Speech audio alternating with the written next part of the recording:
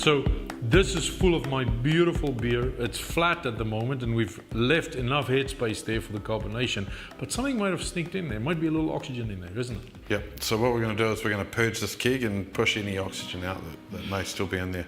Previously we purged it by putting on a black connector on the CO2 because we wanted to purge it from the bottom, but that's going to make bubbles in my beer now, isn't it?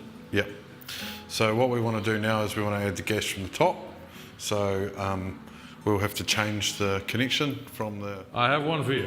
Yep, so again, safety first, so we turn the CO2 bottle to the off position and we go to the purge. Purge the regulator, got it. Pressure relief out of there, make sure there's no gas left in there, and then we're safe to remove the... Now we can put the gas one on. A little squiz, make sure everything is nice and clean.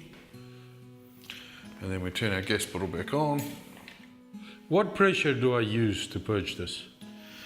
So currently that's sitting at about sort of 15 psi. Not a lot needed because you just need to get rid of some of the gas.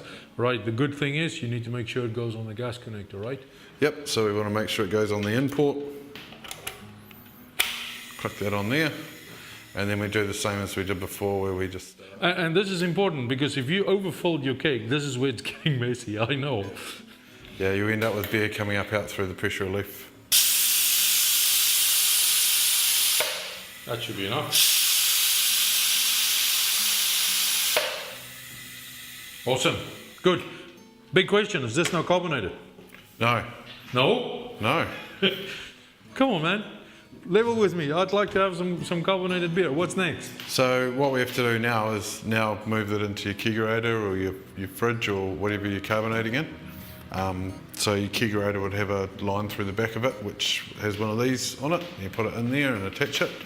And then you set your regulator to your carbonation pressure. So that same sort of PSI that we've been working on there, that 10 to 15, you can nicely carbonate your beer over about sort of 5 to 6 days at that pressure. But if you're in a hurry and you want to make your beer bubbly faster, you can sort of go up to sort of 20, 25 PSI and shake it and move it. You do end up with a lot more fierce carbonation, but you can carbonate faster if you want to. So let's get it right here, because it's a lot simpler than I thought it's going to be. And I'm a little surprised by that. So you connect the gas on it, the CO2, you run it at the right pressure, you put it into your chiller, and from there you just leave it for a few days. And if I'm in a hurry, I do the exact same thing, more pressure, and I move it around. What do you mean moving around? You're going to show me? Yep, so you can put it on here like this, and then as it spends more time in the chiller, you can go back to it every sort of hour or two, give it a bit of a shake.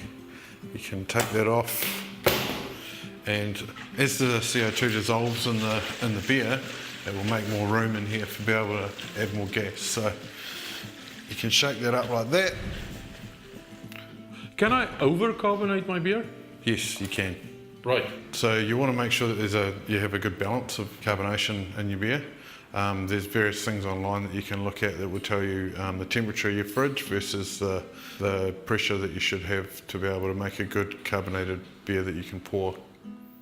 And what's important we've learned as well is that you have to keep the pressure in the keg at the carbonation pressure you want to do. Otherwise, just simply it's going to go flat. That's right. So you want to make sure that the whole time the beer is being stored, that it's being kept under pressure as well.